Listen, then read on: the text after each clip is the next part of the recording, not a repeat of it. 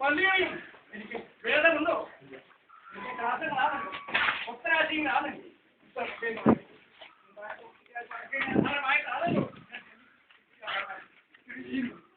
അതിനായ ദേശവും ഐശ്വര്യവും ഒറ്റക്കെട്ടായി നിലനിന്ന് നിങ്ങൾ ഞാനെന്ന നിയമം ഭാവിക്കാതെ ഒരു പുഷ്പത്തിലെ ദളങ്ങളായി, ഒരു ചരടിലെ മുത്തുകളായി, ഒരു വൃക്ഷത്തിന്റെ ശാഖകളായി നിലനിന്നാണ് ഇനിയും അനേകം അഭിവൃദ്ധി ആധാരമായിട്ടും എന്റെ പള്ളി ആധാരമായിട്ടും അനുഭവം ഉണ്ടാക്കിത്തരാൻ ഞാനെന്ന് നിയമം ഭാവിക്കാതൊക്കെ വേണം ഇരിക്കട്ടെ.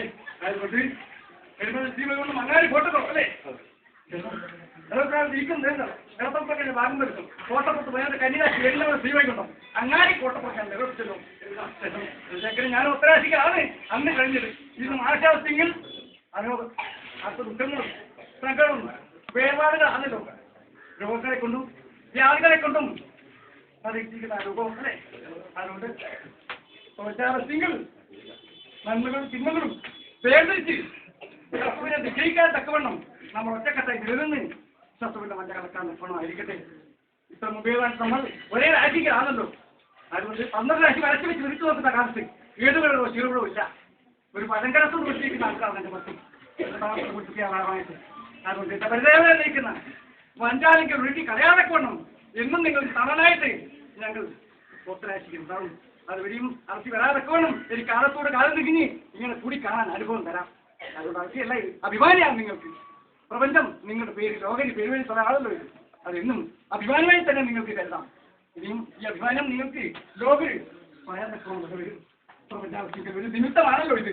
എന്റെ നാളത്തെ ആധാരമായിട്ട് പ്രപഞ്ചാവസ്ഥിക്കൽ പറഞ്ഞിരിക്കുന്ന ഒരു പടാവിധമാണ് ഞാൻ അതിന്റെ തോട്ടിൽ കാരണം അഴിമണ്ണായി ഉൾപ്പെടുന്നതിന്റെയും മൂടകളായി എനിക്ക് തന്നിരിക്കുന്ന അനുഭവം പൂർവികന്മാർ എനിക്ക് കൃഷിയായിരിക്കുന്ന വസ്തു ആണ് തന്നത്. അന്ന് നിങ്ങൾ ഒറ്റക്കെട്ടായി താനും കൃഷി ചെയ്തത് അന്ന് തന്നെ ഇപ്രകാരം മൂട നിരക്കിയിരിക്കുന്ന അവസരമാണല്ലോ ക്ലാസുകൾ എന്റെ പള്ളി വഴി ആ അടുത്തിലാണ് കേട്ടോ. അന്ന് അതേ പ്രകാരത്തിൽ ഇങ്ങനെ ഇനിയും നടത്താൻ തക്കവണ്ണം ശേഷി എന്റെ കുട്ടികൾക്ക് ഞാൻ ഉണ്ടാക്കി തരും.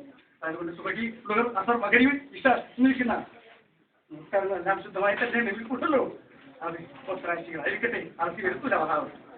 അതുകൊണ്ട് ആദ്യം തന്നെ കളച്ചാസുകൾ ആദ്യമേക്കൊണ്ട് പന്നകട്ടായി പരമേശ്വരൻ പ്രപഞ്ചാവസ്ഥയ്ക്ക് ജയിച്ചിരിക്കുന്ന വസ്തു ആണല്ലോ ഞാൻ പിന്നീട് വിശ്വസിക്കുന്ന എന്റെ കപാദികളെല്ലാം ചെയ്യും.